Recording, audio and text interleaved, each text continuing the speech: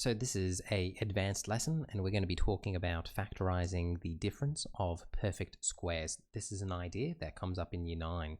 So our learning intentions, to be able to recognize a difference of perfect squares, and remember we normally just use DOPS to refer to this, difference of perfect squares, DOPS.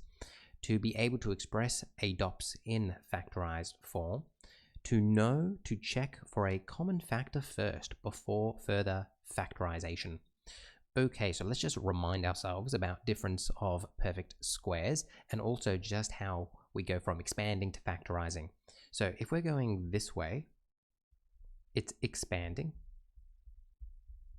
And if we go the other way, so now we have things in brackets, we call this factorizing, factorize.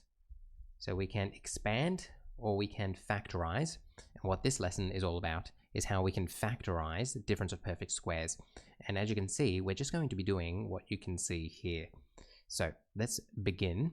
So we're being asked, and I'll keep this here, we're being asked to factorize each of the following, x squared minus 4. Now, the most important thing you need to be able to do is simply recognize that this is difference of perfect squares, DOPS. You have to be able to recognize that. How do we recognize it? Well, this is a squared, x squared, obviously. Then I have a minus, so it's difference. And then this 4 is 2 squared. So it's quite clearly the difference of perfect squares.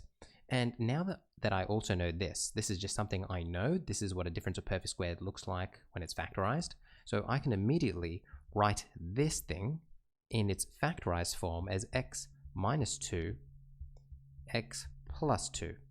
And that's how we approach it. So again, the first step, the really important step, is to be able to look at something and recognize that it is difference of perfect squares. It is helpful to have this step in between. So if I have 9a squared, well, I know that this is simply 3a squared. Then I have a minus, and this 25 is 5 squared, like that. So it's quite clear that I have a difference of perfect squares because both of these are squared. And then we just have to put it into the factorized form. So I go 3a minus 5, close bracket, 3a plus 5, just like that. Last one here. So again, most important step, being able to recognize it, DOPS. And it's easy when we're doing it here because, I'm only dealing with factorizing difference of perfect squares. But when you're out in the wild, being able to identify, that's where the real skill comes into it.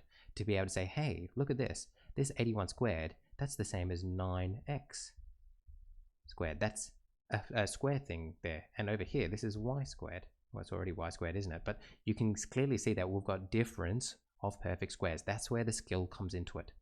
And then realizing that this can be factorized like so. And that will be our answer to that one.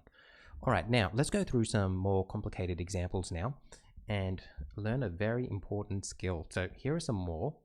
And again, same instruction, factorize each of the following. We've got this. Now you're probably looking at this and say, well, 32, that's not squared. They are, nothing squared is 32, and I've got this 2 here, that's kind of messing things up as well.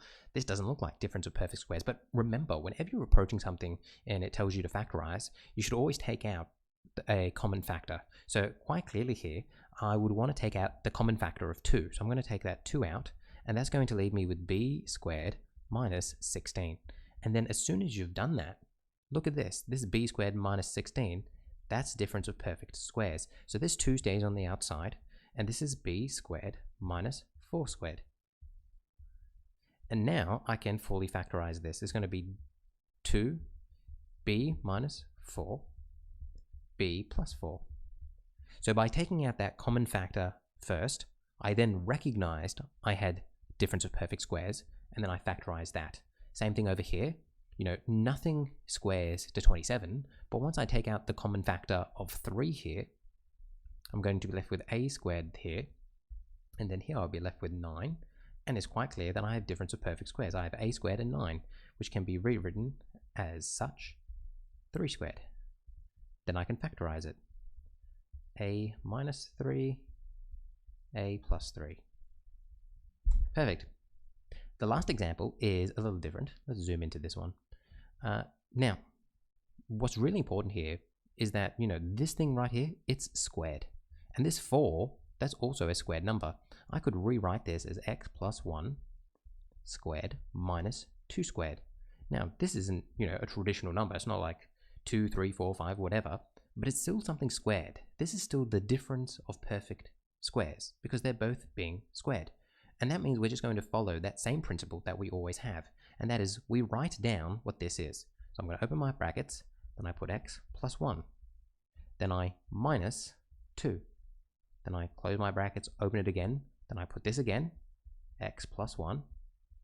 And then I plus 2. So as you can see, I'm not doing anything different to what I did before. I'm still saying, here I have x plus 1. So I put it there, and I put it here.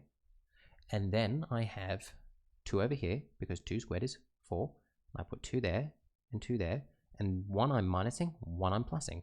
There's nothing different. The only different thing here is that it looks a little weird because it's x plus 1 and not your traditional number. And then, I don't actually have to have these brackets around this x plus 1. It probably would make more sense if I just wrote it like this. And then over here, I wrote it like this. And now I can say, well, x plus 1 minus 2. Well, 1 minus 2 is going to be minus 1. And then over here is going to be plus 3. And that is going to be my answer, x minus 1, x plus 3. And that's it. Hopefully all that made sense. A big takeaway is just being able to recognize DOPs. If you can recognize DOPs, you're home free. But as I said, when you're out in the wild and you've got all the questions kind of mixed together, it can become a little tricky. So good luck, and hopefully you found this useful, factorizing the difference of perfect squares.